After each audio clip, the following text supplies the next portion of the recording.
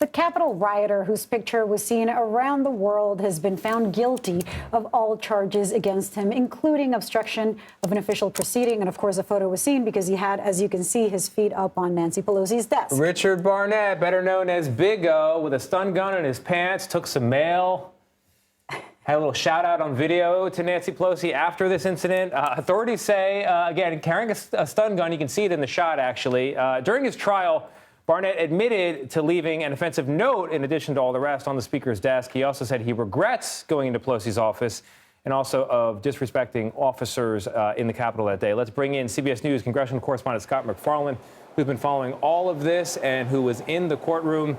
Scott, there's so much we could mention here with Mr. Barnett. In the trial, as I understand it, correct me if I'm wrong, he said he was looking for the bathroom and ended up in Nancy Pelosi's office. How serious are these charges, and doesn't sound like the jury bought that one? Yeah, spot on, Tony. He did make the allegation during trial, during testimony. He was looking for the bathroom, and the prosecutors asked him if he ever found the bathroom. He said no. But that was just one of the peculiarities of what was a singularly peculiar January 6th case. Not only did Barnett acknowledge putting his feet on that desk, leaving that vulgar note and stealing mail, he took the stand in his own defense, which is rare in U.S. Capitol riot cases. But sitting through the cross-examination from prosecutors, I can tell you, this is as close as real courtrooms get to Hollywood. He was belligerent. He was argumentative. He was cutting off the prosecutor. There was a strange number of vulgarities used during the testimony. And at one point, he was pressed by the prosecutor about whether a patriot ever lets the U.S. flag touch the ground. He dug in and said, no, you never let the flag touch the ground.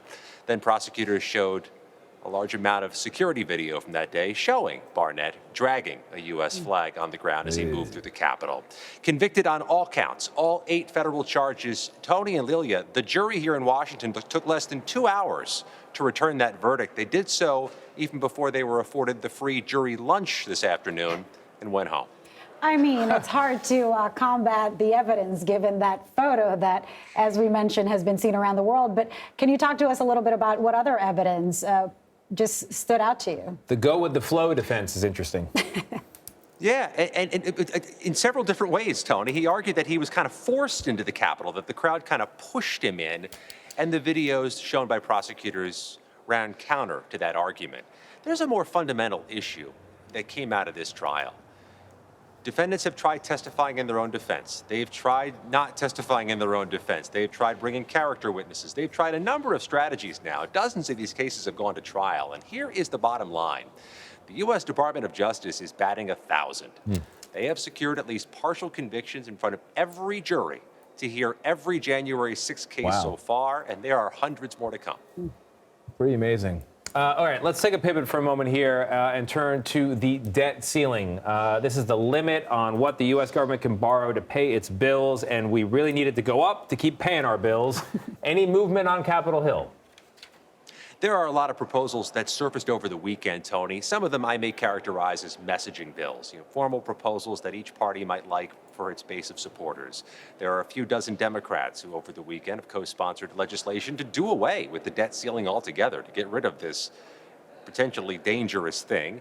There's a bipartisan group potentially forming to tie the debt ceiling to a percentage of the nation's gross domestic product. I know that sounds arcane. That's the type of thing we're talking about, though, the nation's debt and mechanisms to raise the debt ceiling.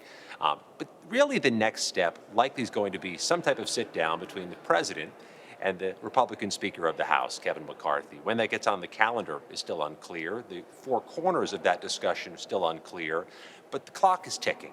This has to be done by June, and every day we get closer to a breach of the debt ceiling is a day the U.S. economy is at risk for some type of jolt, either to the stock market or a push toward recession. People here know that, but they still seem to be talking past each other. They're not having a common argument. Republicans are arguing we have to get negotiations underway to raise the debt ceiling. Democrats are saying you can't negotiate over the debt ceiling. So until they get on the same plane, this is headed nowhere. Yeah, and there's kind of an internet fantasy out there, Scott, about the $1 trillion coin that the Treasury would print and then give to the Federal Reserve. Janet Yellen, the Treasury Secretary, was asked about this by the Wall Street Journal, and I regret to report she said she did not think this scheme would work. So the Federal Reserve would not be obligated to take it. Go ahead. It's interesting you note that because I've tried the same scheme on my kids to do the chores. I promised $1 million or $1 trillion coin. It never seems to surface, though, when the chores get completed. But as long as it works, I'm going to keep trying it. Yeah. All right, Scott, thank you very much. You're also batting 1,000 on this coverage. Appreciate it.